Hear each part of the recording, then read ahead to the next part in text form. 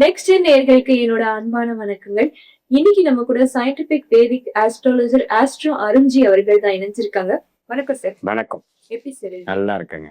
நான் பொதுவாவே ஆஸ்ட்ராலஜி பேசும்போது எல்லாரும் ஆஸ்ட்ராலஜர்னு சொல்லிதான் பழக்கம். இன்னைக்கு சயின்டிபிக் வேதிக் ஆஸ்ட்ராலஜர்னு சொல்றேன். இதுக்கு என்ன சார் வித்தியாசம்? கண்டிப்பாங்க. இப்ப பாத்தீங்கன்னா, இந்திய வேத ஜோதிடம் என்று சொல்லப்படுகிற அந்த அற்புதமான ஒரு சாஸ்திரம் பாத்தீங்கன்னா, மிகவும் ஒரு அறிவியல் சார்ந்த ஒரு சாஸ்திரம் தான். அதாவது வானவெளியிலிருந்து தான் நமக்கு ஜோதிடமே வந்தது.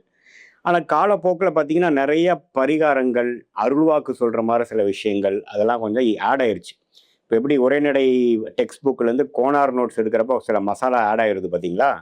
ஸோ அந்த ஒரிஜினாலிட்டி போயிருது இல்லைங்களா? ஸோ அந்த ஒரிஜினாலிட்டியோட மிகைப்படுத்தாமல் துல்லியமாக ஒரு ஒரு கிரகமும் இந்தந்த டிகிரியில ராசிக்கு இருக்கும் பொழுது எது மாற ஒரு கர்ம பலன் நமக்கு கொடுக்குங்கிறத அறிவியல் சார்ந்த முறையில் சயின்டிஃபிக்காக பார்த்து சொல்லக்கூடிய ஒரு சாஸ்திரம் தான் சயின்டிஃபிக் வேதிக் அஸ்ட்ராலஜி நம்ம சொல்றாங்க. Okay sir. அப்ப எனக்காக இன்னைக்கு நெக்ஸ்ட் 6 மந்த்ஸ் நம்ம நேயர்களுக்கு எப்படி இருக்குன்னு எனக்கு ஒரு தெளிவான விளக்கங்கள் கொடுத்துருங்க சார். கண்டிப்பா கொடுக்கலாங்க சார். நமக்கு பொதுவாவே ஆமை முயல் கதை தெரியும். எப்பவுமே ஆமை மெதுவா தான் போகும், முயல் அதை பார்த்து சிரிச்சுது. ஆனா கடைசியில வெற்றி பெற்றது ஆமைன்னு சொல்லலாம். சோ இவங்களும் இதே மாதிரிதான். இவங்க ஏறது ஒவ்வொரு படியா ஏறுற மாதிரி இருக்கும். ஆனா கடைசியில வெற்றி படியில நிக்கிறதுனாலே நம்ம மகரம் தான். இந்த மகரத்துக்கு நெக்ஸ்ட் 6 மந்த்ஸ் எப்படி சார் இருக்கு? கண்டிப்பா நல்லா சொன்னீங்க. ஆக்சுவலா மகர ராசியை சனியின் ராசியாக இருந்து அதிகமாக உழைக்கக்கூடிய ஒரு ராசியாக, காலப்புருஷ தத்துவத்தின் 10வது ராசியாக வந்து கர்மகாரகன் 10ஆம் இடமே பார்த்தீங்கன்னா கர்மகாரகனாகிய ராசியா வந்து வேலை வேலை வேலை டியூட்டி கடமை அப்படின்னு வாழக்கூடிய மகர ராசிக்காரர்களுக்கு அடுத்த வரக்கூடிய 6 மாதம், அதாவது 2026 செகண்ட் ஆஃப் ஜூலை 2026 டிசம்பர் 2026 எது மாதிரி ஒரு காலகட்டமாக ஓவராலாக வருதுன்னா, உச்சகுருவின் பார்வை ராசி மேலே விழுகிறனாலையும், 7 நாட் சனி ஆல்ரெடி முடிஞ்சிருச்சு.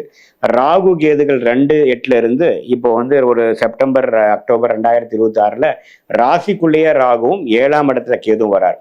ஸோ முதல் 3 மாதம் பார்த்தீங்கன்னா நல்லாவே ஒரு ஃப்ரீயாக இருந்து ஒரு ஹனிமூன் பீரியட் மாதிரி கொஞ்சம் ஃப்ரீயாக எல்லாத்துலேயுமே கொஞ்சம் ரிலாக்ஸாக இருக்கக்கூடிய அமைப்புகளும், இந்த செப்டம்பர் மாதத்துக்கு அப்புறம் ராகு கேதுகள் ராசிக்குள்ளேயே வராரு இல்லைங்களா? அப்படிங்கிறப்போ சில மனக்கலக்கங்கள், சில ரிலேஷன்ஷிப்பு, ஃப்ரெண்ட்ஷிப்பு, பார்ட்னர்ஷிப்பு அது மாதிரி விஷயத்தில் கொஞ்சம் பார்க்க வேண்டிய விஷயங்கள், சில பேச்சப் பண்ண வேண்டிய விஷயங்கள், கவனமாக இருக்கக்கூடிய விஷயங்கள் எல்லாம் வந்து இருக்கக்கூடியதாக ஒரு கலவையான ஒரு பீரியடாக வருகிறது. ஊருக்கே ராணி ராஜாவாக இருந்தாலும் வீட்டுல அவங்க கொஞ்சம் அடங்கிதான் போகணுங்கிற நிலைமை இருக்கும். சோ அவங்களுக்கு குடும்ப வாழ்க்கை, திருமண வாழ்க்கையில ஃபேமிலி ரிலேஷன்ஷிப்ஸ், குழந்தை பாக்கியங்கள்லாம் எப்படி சார்? கண்டிப்பா இருக்கு. இப்போ வந்துங்க 7ஆம் இடத்துல வரக்கூடிய குரு 11ஆம் இடத்தை பார்க்கிறார். அதே சமயத்துல வேற என்ன பாவத்தை பார்க்கிறாருன்னா 3ஆம் பாவத்தை பார்க்கிறார். ஸோ 11-3-7 அப்படிங்கிறது அருமையான ஸ்தானம். அது உச்ச குருவாக பார்க்கிறார். 11ஆம் இடங்கிறது என்ன அப்படின்னா, குரு 11ஆம் இடத்துல இருந்தாலும், குரு 11ஆம் இடத்தை பார்த்தாலும் அந்த 11ஆம் இடத்து வேலையை செய்வார். என்ன செய்வார்? 11ஆம் இடம்ங்கிறது பூர்த்தி. ஒரு விஷயம் நடந்துருச்சுன்னு நம்ம பூரிப்பாகிறோம் பார்த்தீங்களா? அது வேலை கிடைக்கிறதா இருக்கலாம், ஒரு புதுமனை கட்டி புகுவிழா நடத்துறதா இருக்கலாம், ஒரு குழந்தை செல்வம் கிடைக்கிறதா இருக்கலாம். எந்த ஒரு விஷயமா எந்த விஷயம் நடந்தால் நீங்கள் பூரிப்படைகிறீங்களோ அதை வந்து வெளியே எல்லா உங்கள் சொந்தக்காரங்கிட்டையோ நண்பர்கிட்டையோ சொல்லி அதை பகிர்ந்துட்டு ஸ்வீட்ஸ் கொடுத்து ஹாப்பியாக இருக்கிறீங்களோ அது மாதிரி விஷயங்கள் நடக்கக்கூடிய அமைப்புகள் இருக்குது. அதே சமயத்தில் ராசியை குரு பார்க்கறதுனால நிறைய பேருக்கு குரு பலன் வந்துருச்சு மகர ராசிக்காரர்களுக்கு. ப்ரொவைடட் உங்கள் ஜாதகத்தில் சுக்கிரன் சம்மந்தப்பட்ட 7ஆம் இடம்ன்ற திருமணஸ்தானத்தை சம்மந்தப்பட்ட தசாபுக்திகள் நடக்கும் பட்சத்தில் நிறைய பேருக்கு திருமணம் ஆகக்கூடிய அமைப்புகள் அந்த காலகட்டத்தில் இளம் வயதினராக இருக்கிறவங்களுக்கு ஆகக்கூடிய அமைப்புகளும் கட்டாயம் உண்டு.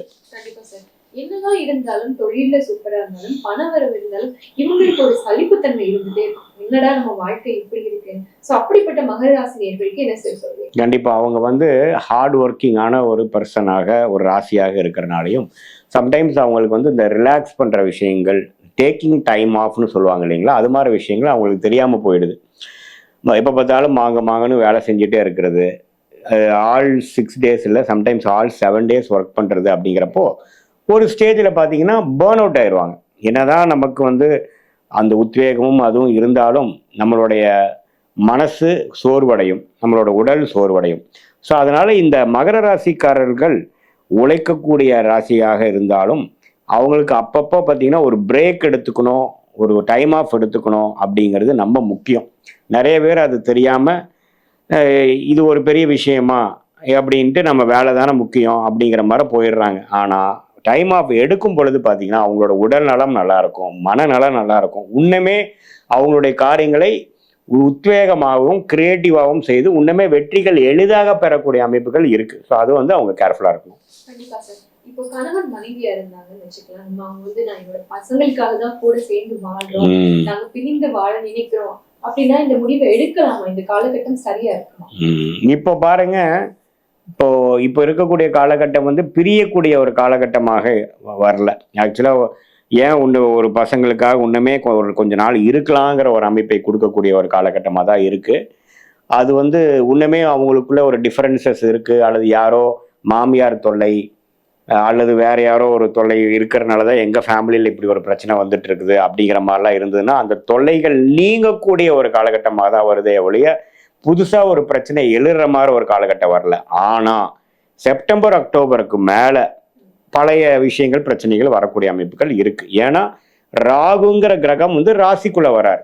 ஸோ அப்படிங்கிறப்போ அவங்க என்ன பண்ணுவாங்க, 3 வருஷங்களுக்கு முன்னாடி நீ இது சொன்னீல, நீ அது எங்க அம்மா பத்தி இப்படி சொன்னீல, நீ இது எனக்கு நடந்தில்லை, நீ இப்படி செஞ்சில்ல அப்படிங்கிற மாதிரி பழைய விஷயங்களை குழப்பி கொண்டு இருக்கக்கூடிய வாழ்வை குறைக்கக்கூடிய அமைப்புகளும் உண்டு. அதனால ஒரு செப்டம்பர் மாதத்துக்கு மேலே வரக்கூடிய செகண்ட் ஆஃப் தி 6 months வந்து ரிலேஷன்ஷிப்பில் கொஞ்சம் குறைகள் இருக்க வாய்ப்பு இருக்குது. அதனால பழைய கதைகள் பேசாமல் ஃபியூச்சரிஸ்டிக்காக என்ன வேணுமோ அது மாதிரி விஷயங்கள் செஞ்சுக்கிறது நல்லது. கண்டிப்பாங்க. இப்போ ஹெல்த்தில் கவனம் தேவையானா ஹெல்த்துக்கு வந்து ரொம்ப பாதிப்பான ஒரு டைம்னு சொல்ல முடியாது. அதே சமயத்தில் கொஞ்சம் பழைய பிரச்சனைகள் வந்து உனக்கு ரீலாப்ஸ் ஆகக்கூடிய அமைப்புகள், அது குறிப்பாக சீனியர் சிட்டிசன்ஸ் பார்த்தீங்கன்னா முதல் வந்ததுங்க ஒரு ஆப்ரேஷன் பண்ணிட்டு இப்போ நல்லா இருக்கிறேன், பழைய விஷயங்கள் இன்னும் கொஞ்சம் கை தூக்குது, கொஞ்சம் திரும்பி வருதுங்கிற மாதிரி அந்த ராகு கேதுகள் வந்து ராசிக்குள்ளே வரும் பொழுது திடீர்னு ஒரு பயம் நமக்கு. அந்த ஆப்ரேஷனோட அந்த விஷயம் முடிஞ்சிரும்னு நினச்சா இப்போ திடீர்னு அதே சிம்டம்ஸ் வருது நமக்கு. என்னடா அதுன்னு போய் டாக்டர் பார்க்கணும், அவர் என்ன சொல்கிறாரோ, இன்னொரு சர்ஜரிக்கெலாம் நம்ம உடம்பு தாங்காது அப்படிங்கிற மாதிரி ஒரு பயத்தை கொடுக்கக்கூடிய அமைப்பு இருக்குமே ஒழிய அது குருவின் பார்வை இருக்கிறனால அது வந்து ட்ரீட்டபிளாக தான் இருக்கும். இன்னொரு பெரிய ஒரு சர்ஜரியோ ஒரு சிகிச்சையோ அறுவை சிகிச்சையோ பண்ணக்கூடிய அமைப்புகள் இல்லை.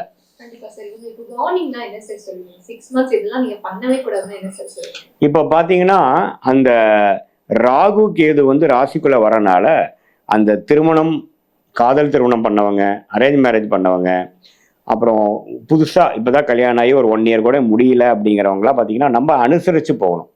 சின்ன விஷயத்தை பெருசு பண்ணுறது. இப்போ ஃபார் எக்ஸாம்பிள் பார்த்தீங்கன்னா ஒரு சின்னதாக ஒரு வருஷம் கழித்து ஒரு பையனோட அப்பா வந்து தங்குறப்போ, வெளிநாட்டில் இருக்கிறப்போ தங்குறப்போ ஏதோ அவங்க பேசுறது பொண்ணுக்கு பிடிக்கலன்ட்டு அது ஒரு சின்ன ஒரு பிரச்சனையாக வந்தது பார்த்தீங்கன்னா இப்போ விவாகரத்து வரைக்கும் வந்து நிற்குது.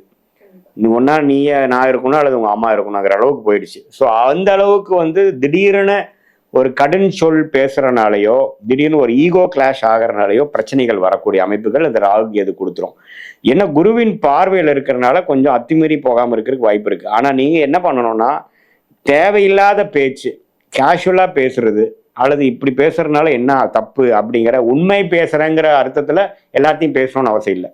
இப்போ உங்களுக்கு உண்மையாக படுறது அவங்களுக்கு அது அதிகமாக படலாம், தேவையில்லாமல் பேசுகிறாருங்கிற மாதிரி இருக்கலாம். அதனால் நான் உண்மையாக பேசுகிறேன், நான் ஸ்ட்ரெயிட் ஃபார்வர்டாக பேசுகிறேன் அப்படின்ட்டு உங்களுக்கு நீங்களே பிரச்சனை பண்ணிக்க கூடாது அப்படிங்கிறதான் இம்பார்ட்டண்டான விஷயமா நீங்கள் நான் வச்சுக்கணும். நீங்களும் எவ்வளவு கஷ்டம் இருந்தாலும் அதை ஈஸியா சமாளிச்சு வெற்றி கொள்கிற மகர ராசி நேயர்களா இருந்தா கண்டிப்பா கமெண்ட் பண்ணுங்க, லைக் பண்ணுங்க, நானும் தெரிஞ்சுக்கிறேன். நன்றி சார். நன்றி.